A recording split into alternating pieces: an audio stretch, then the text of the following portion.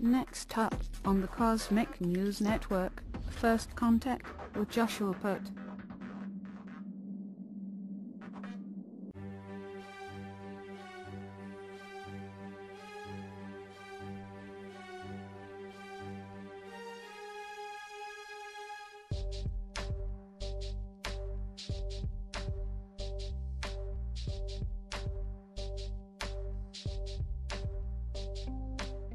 Good morning, Earthlings. How you doing today? Welcome to First Contact Radio. Glad you could be here today. I'm glad I could be here today. I took a couple weeks off, kind of an impromptu break at the beginning, and then it just seemed to work out and time necessary. Anyway, let's jump into what's going on for today. It's the 21st of the month of March. It's the first Monday of spring. Spring began on Saturday night, 9:30 p.m. Pacific time. So the things we're dealing with today here, let's take a look at some of the signs. First of all, we have a sun sign is in Aries. Aries is a fire sign. It's all about ideas. The Hebrew letter associated with this card, He, means windows. And the phrase associated with this card would be he who sets in order. So we're looking out the window. Spirit is looking out the window into the world and observing and then putting things in order as necessary. So that's what we do. We help to put things and order things in the world. Aries is the first sign of the zodiac, so it's a new beginning at the first thing. So the first thing we do at the start of all journeys, the new beginning, is we put things in order, okay? So that's the first objective. So now this springtime, use this as that opportunity to put your world in order. Look and see what's going on in your reality. And then our moon sign for today is Virgo. Virgo is an earth sign, and Virgo is all about shining that light that we have, shining the light that we've discovered out into the world, that information. It's patience and timing. We don't always have to rush into things, and I think as we go through life and we learn more and we gain more experience, we find that lessons of patience and timing really seem to play itself out more and more in everybody's lives. Okay, the first aspect we're going to be looking at comes up at 8:59 this morning, and it involves Neptune, and it's an opposition. And then 11:14 a.m. we also have an opposition, and this one involves Venus. So if we take a look at these here, we see our oppositions here. It's the opposition to the moon. So here's our moon sign, and here's Neptune. Neptune is in the house of Pisces. So there's emotions, feelings. Neptune is saying take a new perspective in all of those emotions, those feelings. See how it opposes the ideas of patience and timing. Sometimes we may get our emotions push our buttons and want us to do things quickly. We take a new perspective when we realize we don't need to rush. We can be patient. Okay, Venus says we have some imagination. We apply that to our feelings, so our feelings, have some place to go. They're not just random feelings. There's a purpose to them, and when we take a new perspective, we use our imagination. We start to see what some of those things are and how they play themselves out.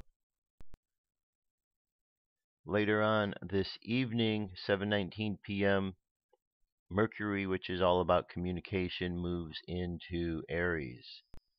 So over here, got Mercury. You can see it's right on the cusp. It's going to be moving. So Mercury's going from this Piscean area where it's all about waters, emotions, feelings, and it's moving now out of that into the fire. So going out of the water into the fire, now we start to get those ideas percolating. And Mercury, the communicator, is going to find a way to communicate those things. And then as we get a little bit later than that, Saturn has a lesson for us to learn.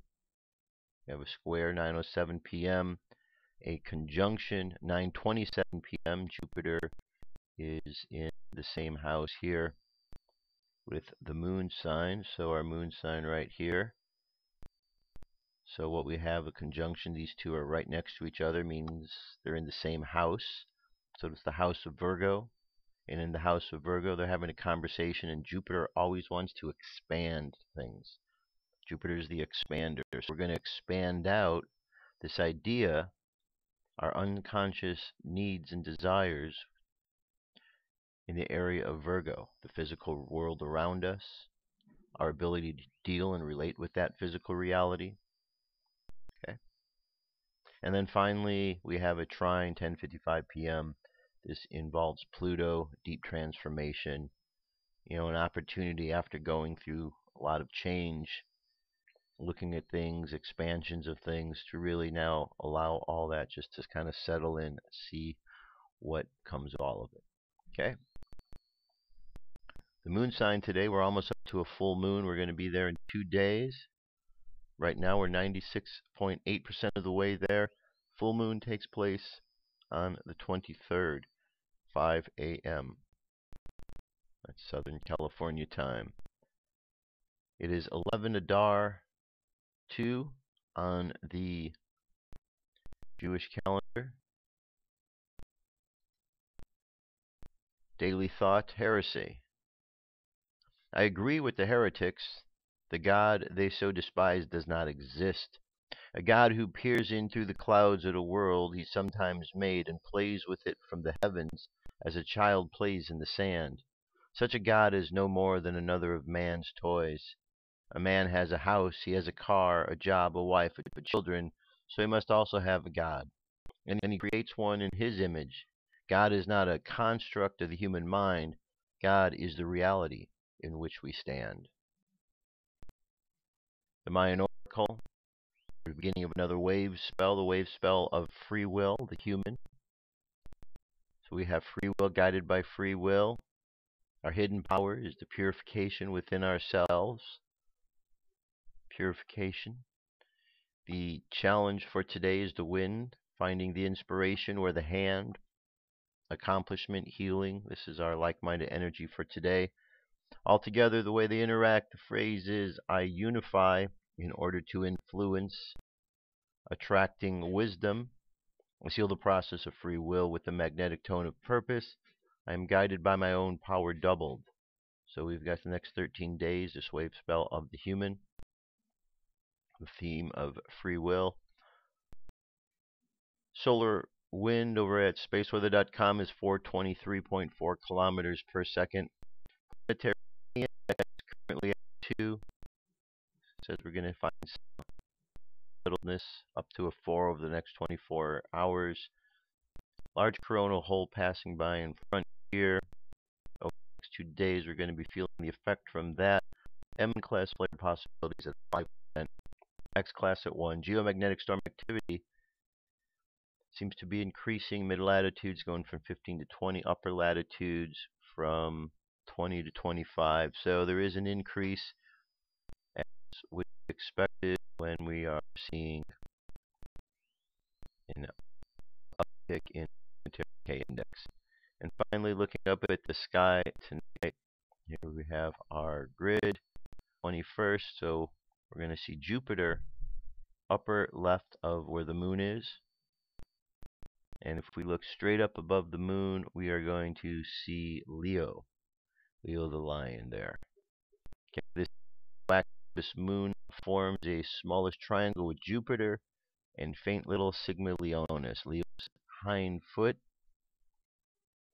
Watch the triangle change shape from hour to hour as the moon moves eastward along its orbit, and watch the triangle change orientation as it moves along the sky. Of course, they really have nothing to do with each other. The moon is 1.3 light seconds from us. Jupiter tonight is 3.7 light minutes distant. The Sigma Leonis is 2.10 light years in the background. All right, there you go. That's our cosmic weather. That's what we're dealing with. New season. That's the big change that is upon us. That is the big news. So let us begin this season and let us move forward and really make this a good opportunity of change. Okay? Okay. UFO news is up next.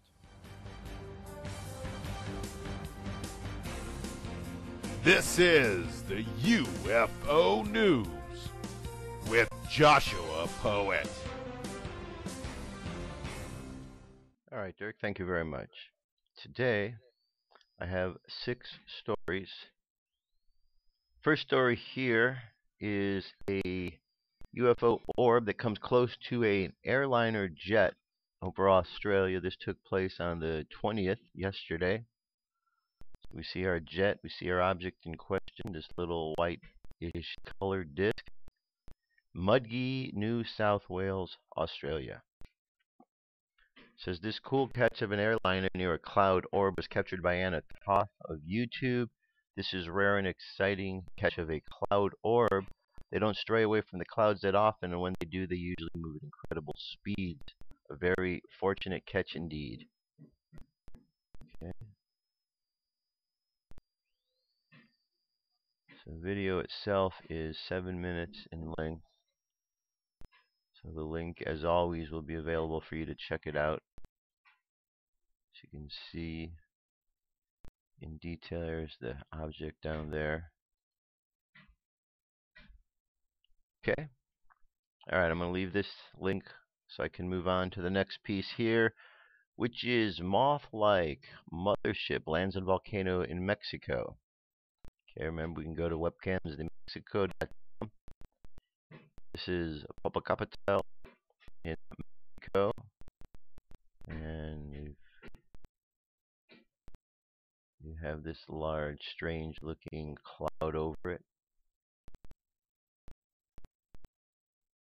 And here with filters you could see how there's something there that is a bit bizarre. Well, looking over the Popocatépetl volcano in Mexico City, I noticed that this looks like a giant triangle mothership hovering over the volcano. It may or may not be, but this sure has a lot of detail to it. The shape even mimics nature in that it looks like a giant moth. Alright, interesting, very interesting. Large UFO caught on tape over Australia. This is also from that, looks like it's from Muggy. This is from Laszlo Novak. We get a lot of stuff from him out there in Australia. There's our object in question. Oh, this is the one with the plane and then the UFO, right? Yeah, there's our object in question. This video is 7 minutes in length. So check that out. I'm going to move on. We have an old story going back to 1967. Zanesville UFO sighting. Details found. It says, hey guys, I got this article directly from UFO magazine on eBay. There's a lot of UFO sightings in this old UFO magazines that have been going untapped for decades. I implore anyone who has a UFO site out there to please purchase some of these old magazines. The older, the better. And put these lost sightings on the internet for the world to see. It's got a link right here to eBay where you can go and find a lot of these old magazines. It says, for instance, the article below does not exist on the internet, but 10% of it does, and some photos do. But a personal interview and description from that day are missing. Here the magazine fills in 900% more details than we had yesterday. This is important. I have found astronaut UFO sightings that have never hit the net before, and I will put them up soon. We must learn from the past to understand the present. It will solve a lot of mysteries. It says for 3 months this photograph of something hung on the wall of Ralph Ditter's barbershop in Zanesville, Ohio. The 40-year-old barber had taken a picture with a Polaroid camera on November 13 when the metallic object moved slowly through the sky. Caught his attention on a summer day while he was on his way to his cousin's home to photograph some furniture. The object, which he described as noiseless, was about 20 feet in diameter, hovered about 47 feet above the ground, rotating counterclockwise on a vertical axis. He took 3 photos. About a minute and a half that the object drifted lazily towards the west and disappeared over the brow of the hill. But Ditter, thinking it might return, rushed inside for his motion picture equipment and waited for almost 2 hours for a reappearance. There was none. An amateur astronomer, Ditter, convinced he had seen something from a solar system other than his own, placed a photo on the wall of his shop along with a photo of the moon he had taken through a telescope and a chart of the solar system. The display attracted much customers, and Ditter had no intention of exhibiting it for more than a conversation piece among customers. He was also well aware of the unpleasant publicity that frequently attaches itself to sighters of UFOs, and he did not want his place to be run over with the curious. But word of the unusual photo reached Dr. Benjamin Gillot Zanesville, physician, former Air Corps officer, and member of the NICAP. Dr. Gillot reported the sighting and the photos to the NICAP and also informed news media of its existence. The story of the photos were used in the newspapers of February 6th. Asked why he had not informed the U.S. Air Force of the sighting, Mr. Ditter explained that he was disgusted by their fool explanations of UFOs. He stated flatly that he knows satellites, meteors, and planes when he sees them, and didn't want to be told it was something like that or else marsh gas. Ditter had no doubt about what he saw and mentioned to us when he spoke on the phone that the school teacher in Roseville had seen a strange light over Zanesville Cemetery 24 hours after he photographed the object near his home. He made no link up between the two unusual occurrences. 4 days after the news story appeared in the papers, Constable Gary Butler of Perkins Township near Sandusky reported that he had seen a UFO hovering near the NASA Research Center. He watched it for approximately 4 minutes at 3:42 a.m., during which time it hovered about 40 feet above the ground. He described it as a disc-shaped, bright blue, roughly 20 feet in diameter. When he drew close to the object, it disappeared behind the trees. None of the workers from the Plumbrook Research Center cited a UFO. We have UFO activity over Penthland Hills, Scotland, March 9th. This just says interesting video footage of UFO activity recorded over Penthland. And we see this is interesting with the variety of lights there, and these are pretty good size objects, whatever they might be.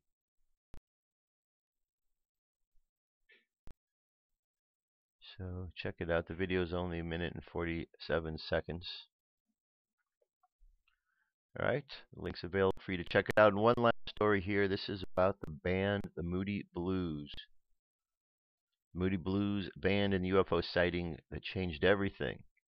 The Moody Blues are an English rock band. Among their innovations was a fusion with classical music, as heard in their 1967 album Days of Future Past.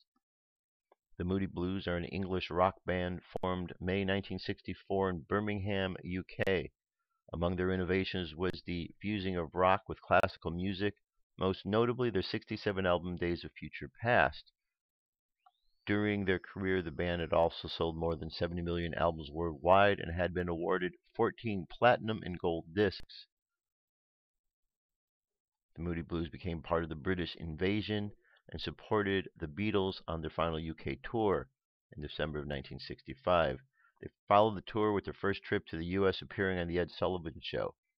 As of 2012, they remain an active touring band, with Graham Edge from their original 1964 lineup, and John Lodge and Justin Hayward from the 1966 lineup. Like many rock and rollers, it's not unusual to be up late at night returning from a show, and so it was that the Moody Blues were outside of London when they noticed something following their cars. Band members Danny Lane, Mike Pinder, Ray Thomas, and Clinton Warwick were on board, but it was drummer Graham Edge who seems to have become the most transformed by the sightings. It says, at first I was convinced it was an aircraft. However, it acted most peculiarly. What was really strange was that it was flat, was that this thing passed nearby and there was no traffic on the road in either direction, and there were none of the unusual nocturnal animal or bird noises. From what Graham told his friends, he felt as if he was mesmerized, as if he was in a dream. To Moody's, the object looked like a fat cigar with low protrusion on the top, with 7 dull red lights on it. They told Peter Wilshire, who relayed the story to the British Flying Saucer Review, that the upper half of the object appeared metallic, whereas the lower half was red and pulsated from left to right. Eventually, the group decided to leave, and they were overcome with the feeling of dread and panic. Sometime later, Graham Edge was asked to make a sketch of what he thought the aliens on board looked like, and lo and behold, he drew what has recently become known as the typical ET-type creature.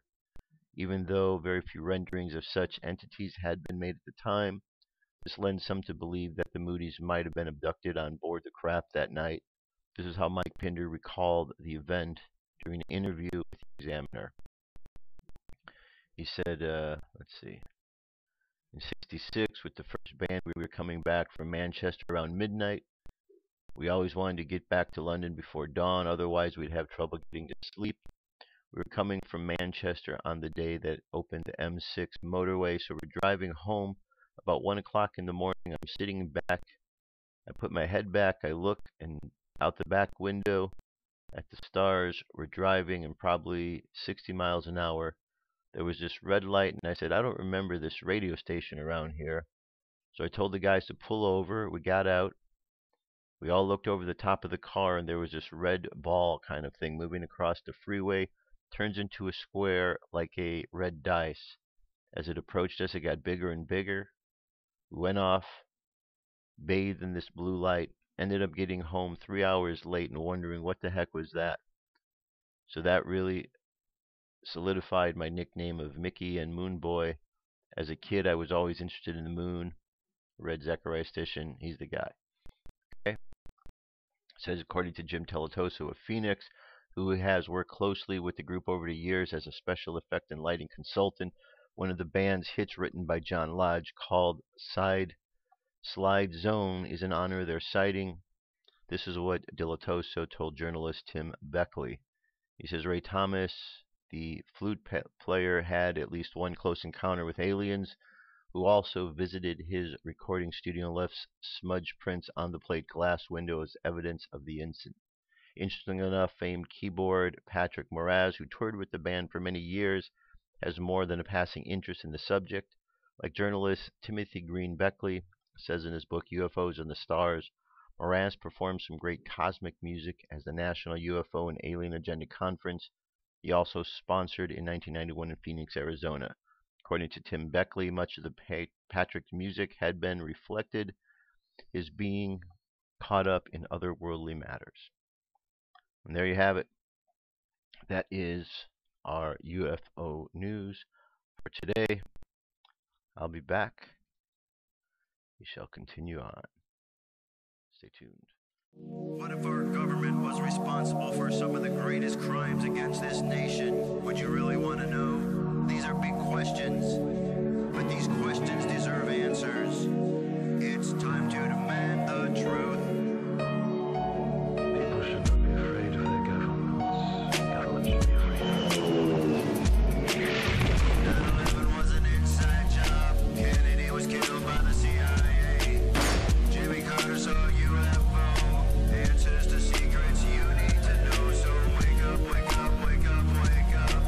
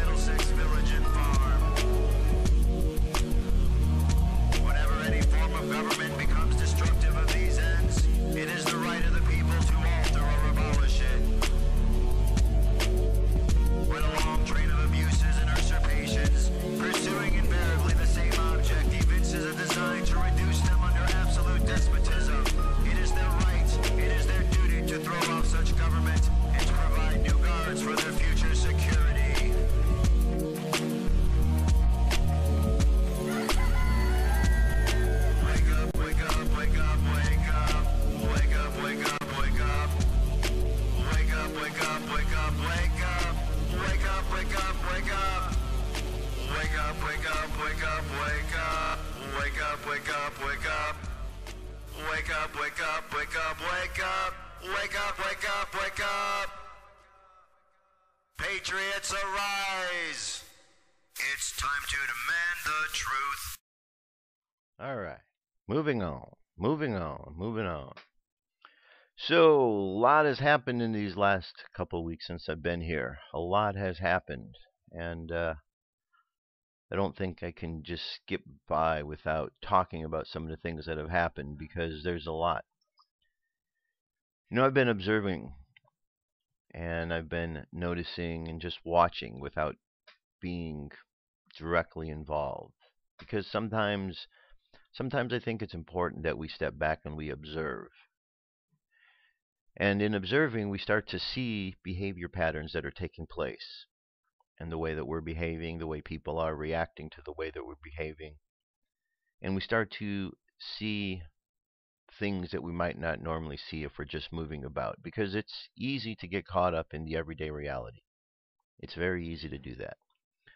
So these last couple of weeks, we're seeing quite a lot of upset in the world, aren't we?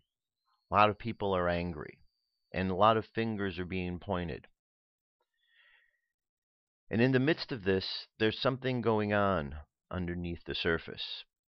Now, it doesn't matter to me whether you're a Democrat or Republican or independent. This isn't about political parties.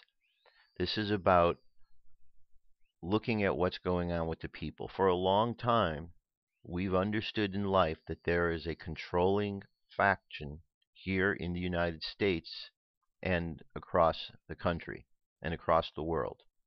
And this controlling faction has been corrupt, and they've been very divisive, and they've been very deceiving. They've been involved with our political systems, banking systems, news media outlets, on and on and on. Okay? Very much embedded in everything. And we're starting to see things unravel, and we're starting to see that those people that are corrupt and doing things that are corrupt are starting to come out of the woodworks and show themselves. And I think it's because people have just gotten fed up. Now, whether you like him or not, Donald Trump has brought up some issues that has people thinking. He has people asking questions. And if you noticed, everybody that he has put attention towards as being some sort of corrupt agency has attacked him. The media has attacked him. And what has he been saying? The media is dishonest. Well, we know that the media is dishonest. Politicians have attacked them. He's pointed out that they have donors that are giving them money that they are responsible towards. And he's pointed that out, and they've attacked him. We have those attacking him who are claiming him to be racist and bigoted and all this and that, yet they're only reacting to sound bites that they heard that the media is playing. And then you have organizations that are out there that are activist organizations, but they're really just problem makers. Black Lives Matter is an organization that we know about. They're running around thinking and trying to confuse us that black people and Black Lives Matter is the same thing, and they're not. Black Lives Matter is an activist organization behaving and acting like a terrorist group. They are funded by individuals who want to tear this country apart. George Soros is very much involved with it. It's not about black people. See, black people matter, just like white people and red people and yellow people and so on. But Black Lives Matter is a racist organization, a terrorist organization, just like MoveOn.org, who Bill Ayers is running and involved with. They are also a divisive organization. And so we have a lot of divisiveness in the world that seems to be standing up and showing its ugly face right now. Fingers are being pointed, and, I like Donald Trump. I like what he's doing and what he's about. I like what he's saying because he is saying things that I have talked about and I've heard others in the alternative community news community talking about for a long time, bringing up very important issues. I think that he's a very smart man, and everything about him relates back to our understanding that he is the guy who wrote the book, Art of the Deal, and that this man loves to make deals and is working on making the deal to become the president. I've never before in my entire life have seen anybody that has shaken up leaders around the world to respond to what he is doing, which to me tells me that he's the right guy for the job because he's pointing out all these corruptions. So what I find fascinating is to see this event taking place in the world in which you have somebody definitely calling out all kind of corruption and deception, and those who are being called out are attacking. And look what the Republican Party's doing, how they're fighting themselves. It's very bizarre how they're doing that. And the Democratic parties, they're kind of fighting themselves as well. But one of the things that's interesting in all of this is that the media was talking the other day, they were talking about statistics, and they were saying how thus far in this election cycle, there have been more people who have come out and voted in these primaries than there has been in 2012 and 2008 combined. And if that's true, if that's the case, then that's very significant, because that's the point of all of this, that there is a silent majority which is no longer being silent, a silent majority which is rising up. And the reason they're rising up is because they're feeling empowered and encouraged. Because one thing that Donald Trump is doing is he's saying what people have been thinking for a long while, but have been afraid to say. So when he has said these things about the media being dishonest, well, all the people out there who have been thinking that are now feeling encouraged to say, yes, you're right. When the people who, and all the things along the way. So I find it very fascinating to watch this process, and I'm trying to observe the process without getting too emotionally involved in it, because I know that what takes place there is kind of a big circus, and it is a game that more is going on than what we realize. But I do understand that there are these controllers that are out there, which brings us now back to what we've been discussing on the last show and showed up to that point about the Archons. The Archons are these rulers. They are the ones that were created by Yaldabaoth, who was the fallen one. And herein lies the whole crux of the situation, that the world we live in today is the result or the effect of all that came before it. And what came before it was a reality that was influenced by a mindset of control. These Archons. These Archons created by Yahweh. Yaldabaoth is the Gnostic name for it. This Yahweh Yaldabaoth was the fallen one, was the error. And so our reality that we are living in was created by a being in error, ignorant of the true connection. And so as we've gone through life, there's just been this system of control that continually reaches out at us in all different ways. And once a system of control gets out there and grabs a hold of somebody, well, then it uses that person to help control others because they're caught up in that web, and on and on. Unless we break that control. And if you start to look at movies like The Matrix, and you start to see how that really does unfold and make sense in the reality that we live in, that we live within this matrix civilization, that we can move in and out of this false reality into understanding the bigger reality. The bigger reality, of course, is that there's this spirit that flows through us, that flows through these beings that were created in an imperfect way because it wasn't fully connected. But once we were created, the Father allowed that connection to occur, and we, filled with spirit, have the opportunity then to rise above the limitations of this physical being that we're in. And so we go through life, and I think we get so distracted because we look elsewhere. We live in this world of duality, and we're searching outside of ourselves as if what is outside our reality is what is real, but it's not. What's inside the reality is real, and that's the whole trick, that we need to learn more about what's going on inside and then allow that to be projected outside as opposed to the other way. It's like a projector, okay? We're the projector. The movie that is being shown from us and shining outward into the world around us, not the other way around. Okay, the movie's not being shown outside and then is being reflected into us. We're reflecting the movie. It's shining out. And so the world around us is playing the movie that we are projecting. Does that make sense? So as we project, we have the opportunity to be more aware of what it is we're projecting into the world. And the more that we're aware of what we're projecting into the world, and the more control we take of that, the more we take power away from these archons and this archonic influence, and the more that we are able to move freely throughout this realm, which is the whole purpose of the Christ energy, to show us that we are free. Now, the Christ energy purpose wasn't to show us that we were free initially, because the Christ energy was simply a creation, a combination of the Mother Father together, that spark that was created. So it wasn't created to go and free anybody. That didn't occur later, till much later on, when humankind became the trap for spirit.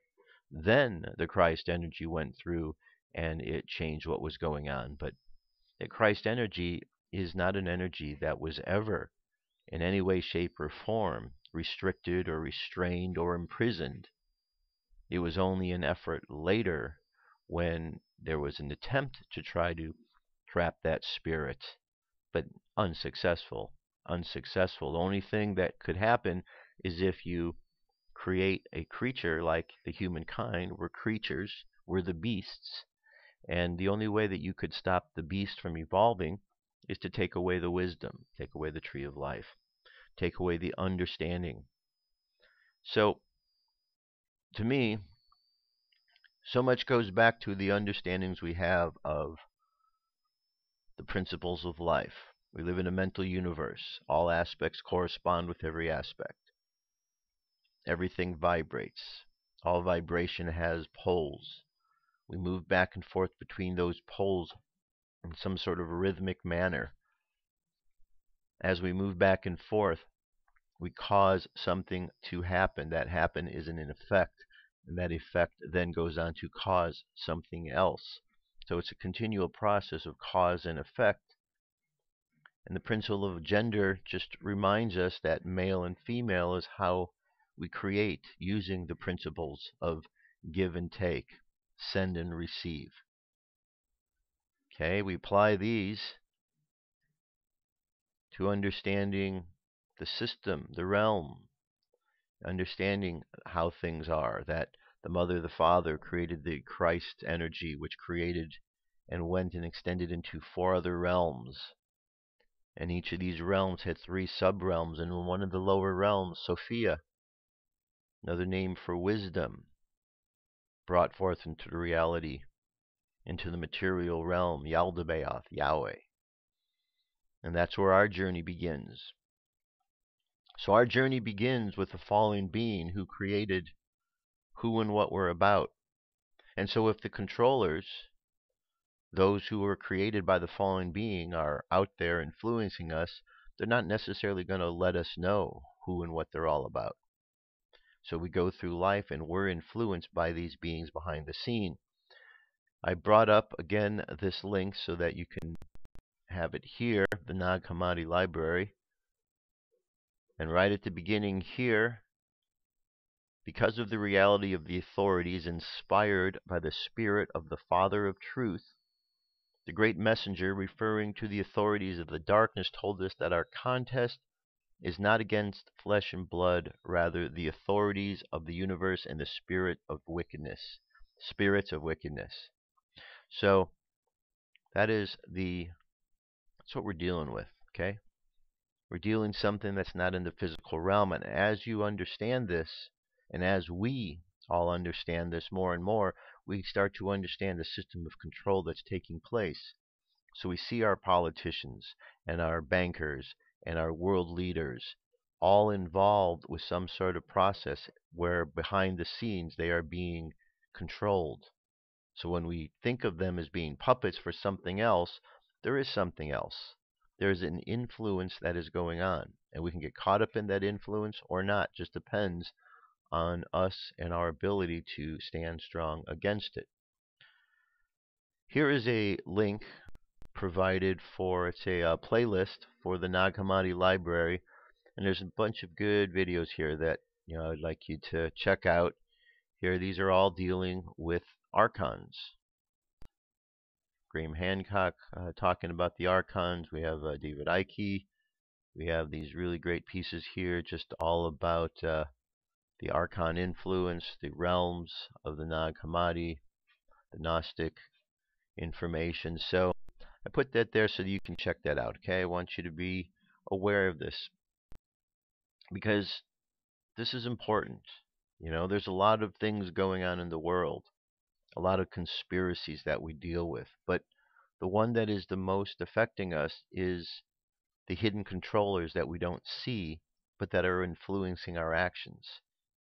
And either we move through life subservient to their control, unaware of it, or sometimes we're moving through life subservient to their control, completely aware of it, or we find a way to free ourselves up from that control.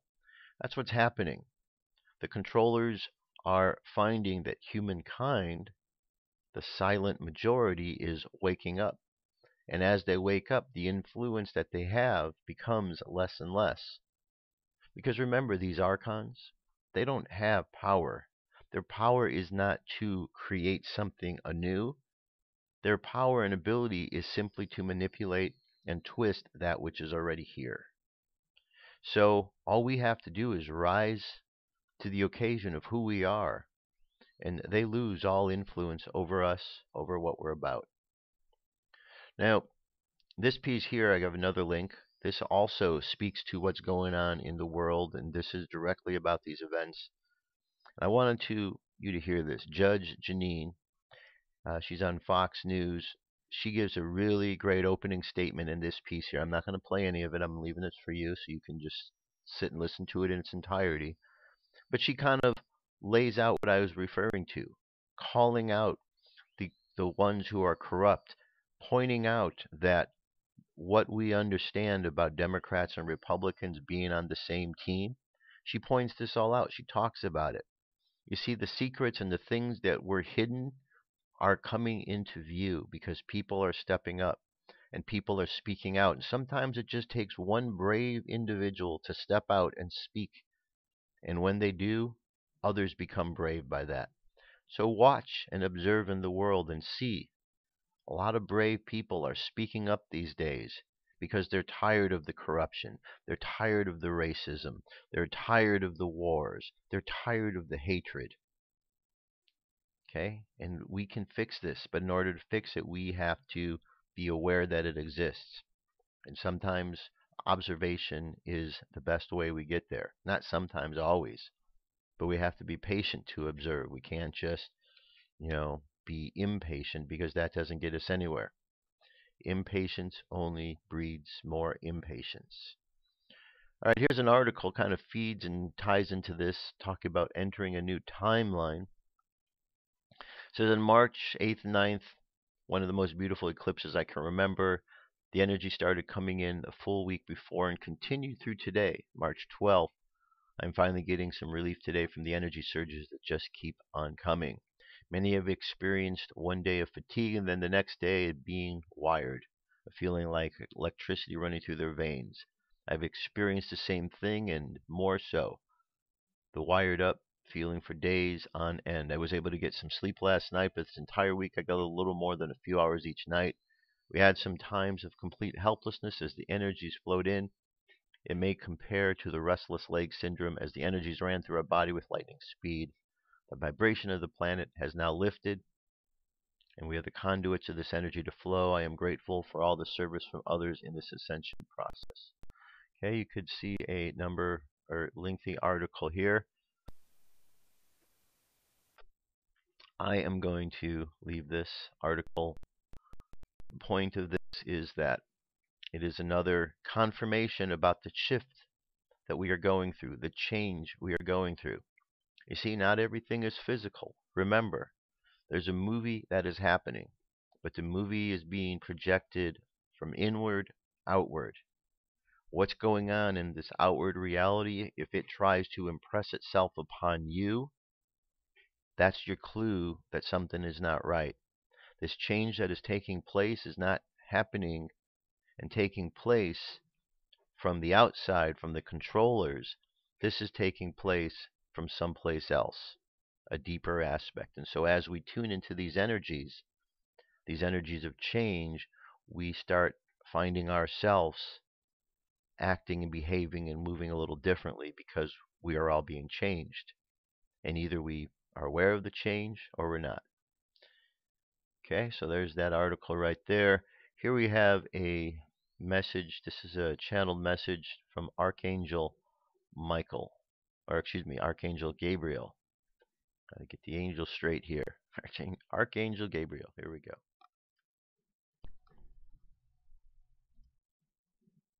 Archangel Gabriel Daily Message tilde Sunday, March 20th, 2016 by Shelley Young. Many of you, particularly those on the planet with service contracts, are most comfortable with giving but have a great deal of difficulty receiving. How you navigate your relationships with others and yourself is changing, as you start to focus more on balance and shifting into unconditional love and unity consciousness. Dear ones, it is out of balance to serve everyone and deny yourselves.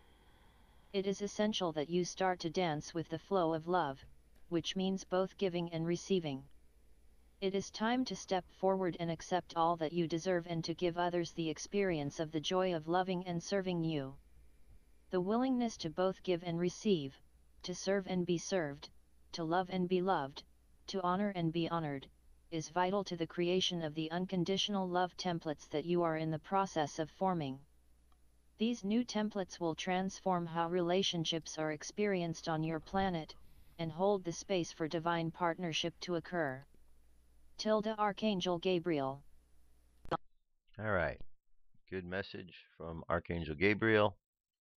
Good message, and that brings us to our meditation for today. Let's go ahead and close your eyes. Take a deep breath and exhale. Take another deep breath and exhale again. And another breath and exhale. Now, let's imagine that all of our energy centers in our body are activated. Starting with the top of the head, the crown chakra, imagine the color the color violet. As the white light moves down and hits our crown, we see that color violet. And then the violet moves down right between the two eyes to the third eye. And there we see the color indigo. And then from the color indigo, we move down and it turns blue as it gets to the throat chakra. And the energy continues to move and opens up the heart chakra. There's the color green. And we have the solar plexus chakra with color yellow.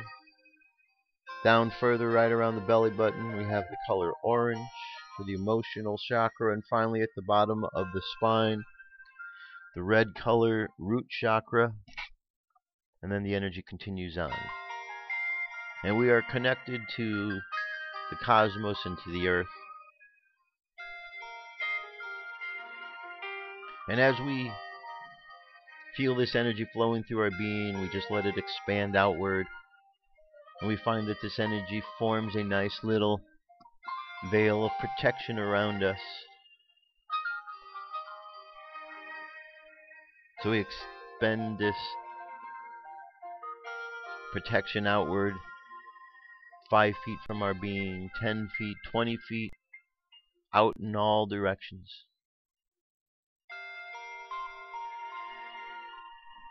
And as we move through the world now, with this protection around us, we find ourselves able to observe the world without consequence of energies hitting us, because we have this shield of protection blocking all the negativity. And as it blocks it and blocks the distractions, we can see clearer what is truly taking place. We could see those who are bringing truth and light, and we understand those who are trying to bring in darkness and deception. And as we have better information, we make better decisions. And as we make better decisions, we have better results. And as we have better results, we find that our lives become better. So let's think about the process of organization as we move through the world today, how we might organize our lives, how we might organize the activities of our lives, and understand how life organizes us and where we fit into the big picture. And as we contemplate that, we understand that the great Creator can do all things without us. Therefore, we understand that our being here is simply proof in itself that there is purpose to our being here. For if God wanted to simply do, God would do. But God has sent us and created us to participate in this process, which makes us necessary, which makes us important. So let us understand our place. And as we understand, let us remain humble. Heavenly Father, Mother, thank you for blessing our lives with all of your love and your divinity. Thanks for the light of the Christ that shines through each and every one of us. Thanks for allowing us the opportunity to be aware of this light that shines within us. And thanks for helping us to understand the opportunity we have each and every day to shine this light outward, that others might see and understand how they too may shine that light within themselves. So let the light continue to shine, and just imagine moving through the world today, shining the light in all of the darkness and deceptions and mistruths and corruptions.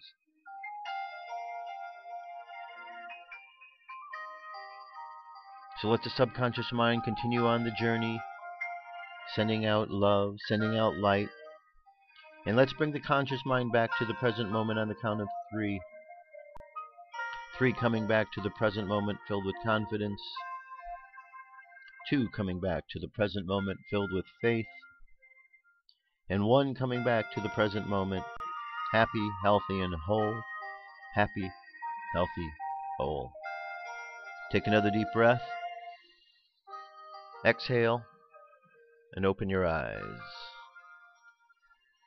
That's it, my friends. That is the show for today. Thank you so much for being here. It's good to be back.